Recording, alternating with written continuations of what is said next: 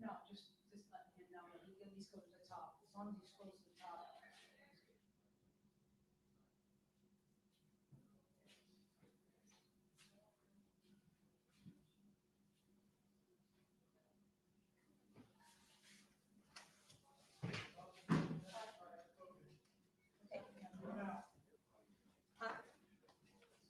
Which side?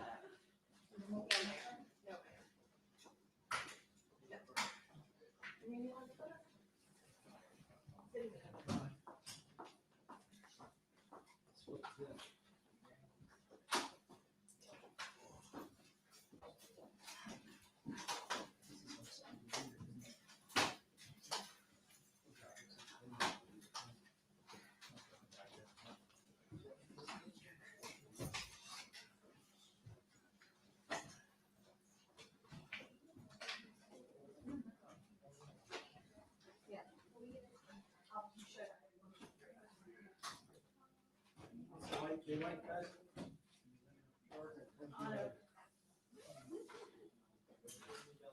We got daylight? 31.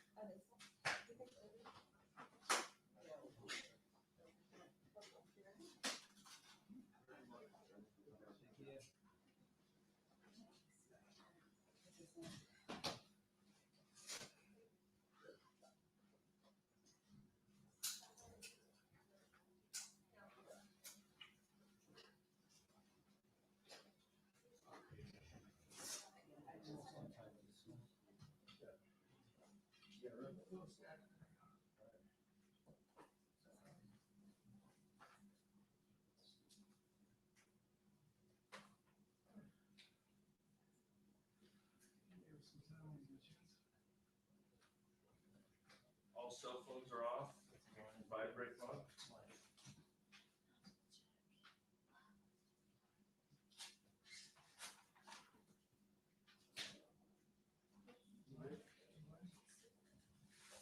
Yep.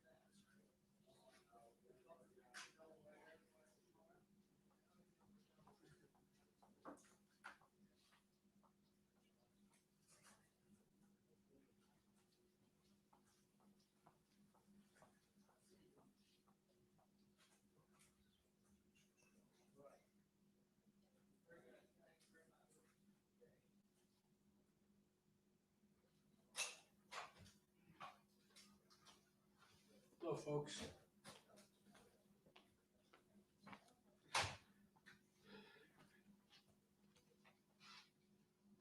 Good morning.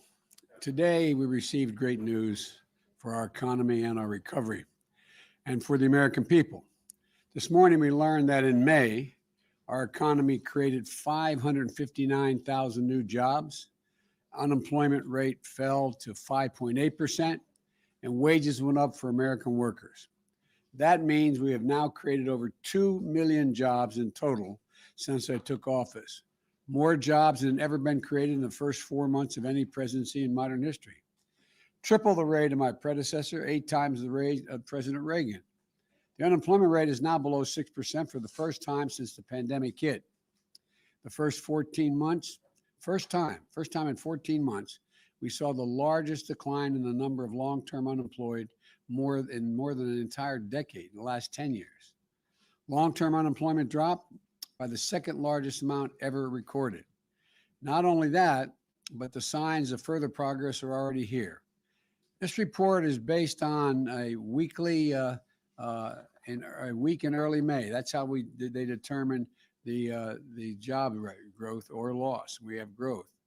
And that week in May, we only had 35% of working age adults had been fully vaccinated. Now they were still all wearing masks.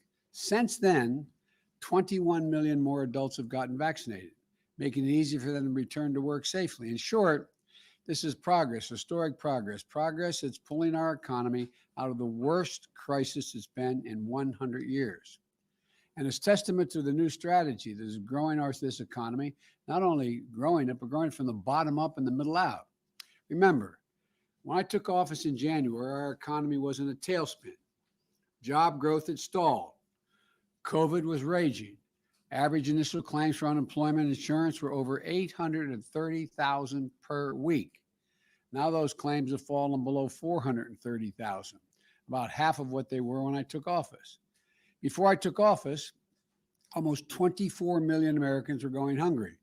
Remember those long lines of cars, miles long, people waiting for just a box of food to be put in their trunk? That number has already dropped by 25%. Still too many, but clear progress. Before I took office, independent experts were projecting that the American economy would grow by 3 or 4% in 2021, this year. This week, the Organization of Economic Cooperation and Development, the so-called OECD, which makes up a group, includes the world's largest economies in its membership, and has been one of the leading bodies analyzing economic growth worldwide and individual nations, increased their projection for U.S. economic growth this year to 6.9% in 2021. That's the fastest pace in nearly 4 decades. In fact, the U.S. is the only major economy where projections of future growth are stronger today than they were before the pandemic hit in 2020. And in May, manufacturing activity was nearly as strong as it was in more than 15 years, stronger than in 15 years. No other major economy in the world is growing as fast as ours. No other major economy is gaining jobs as quickly as ours. And none of this success is an accident. It isn't luck. It's due in no small part, first of all, the cooperation of the American people in responding to my effort to get COVID under control, wearing masks initially and getting vaccinated. And it's no small part to the bold action we took by passing the American Rescue Plan. The plan provided those resources to get shots in people's arms, underwrite the vaccination effort, enough vaccine supply for every single American, more vaccinators, people to put shots in the arms, and more vaccination sites. And now 52% of American adults are fully vaccinated. 75% of our seniors are fully vaccinated. And the American Rescue Plan delivered economic benefits directly to the American people. Because of that law, more than 167 million of those rescue payments of up to $1,400 have gone out to individual families. A recent study, the Census Bureau data, found just how much these checks mattered. They drastically reduced depression, according to the study, anxiety, and hardship for families. More than 40% fewer families struggle to afford food, rent, utilities, car payments, student loans, and healthcare expenses. Small businesses and restaurants were getting killed. Now we're delivering loans and support they need to reopen and to stay open. Schools were struggling to reopen, so we made vaccinating teachers a priority. We delivered schools the much support they needed. State and local governments had to lay off tens of thousands of educators and first responders. Many are now back on the job thanks to the rescue plan. In fact, in May, state and local governments added 103,000 education jobs, returned them to work. These funds are continuing to get out this month to support state and local governments, which will help get more people back to work. Small and medium-sized businesses are now able to take advantage of a special tax credit called the Employee Retention Tax Credit. It provides businesses a generous tax credit to retain or hire more workers. Through our Restaurant Revitalization Fund, we anticipate being able to help over 100,000 hard-hit restaurants stay open or reopen. And beginning next month, most families with children will be getting a tax cut, which should be going and deposited in their accounts directly into their bank accounts every month. We know that access to child care is one of the biggest barriers in the way of parents going back to work.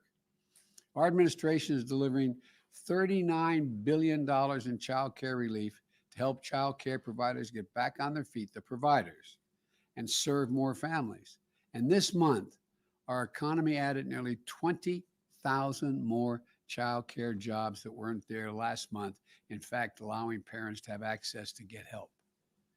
And temporary boost in unemployment benefits that we enacted, I should say, help people who lost their jobs through no fault of their own and who still may be in the process of getting vaccinated, but it's going to expire in 90 days. That makes sense. It expires in 90 days. To sum it up, look, COVID cases are down. COVID deaths are up. Unemployment filings are down. Hunger is down. And vaccinations are up. Jobs are up. Wages are up. Manufacturing is up. Growth is up. People gaining healthcare coverage is up. And small business confidence is up. America is finally on the move again.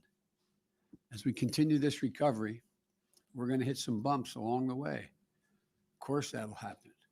We can't reboot the world's largest economy like flipping on a nice light switch. There's going to be ups and downs in jobs and economic reports, but we're going to be supply chain issues and price pressures on the way back to stability and steady growth. In the coming weeks, my administration is going to take steps to combat these supply constraints, building on the work we're doing on the computer chips. That is, we're providing more computer chips to be manufactured here in the United States so it doesn't slow up the manufacturing of automobiles, for example. Everyone needs to get their shots, though. Now's the time to accelerate the process we've been making.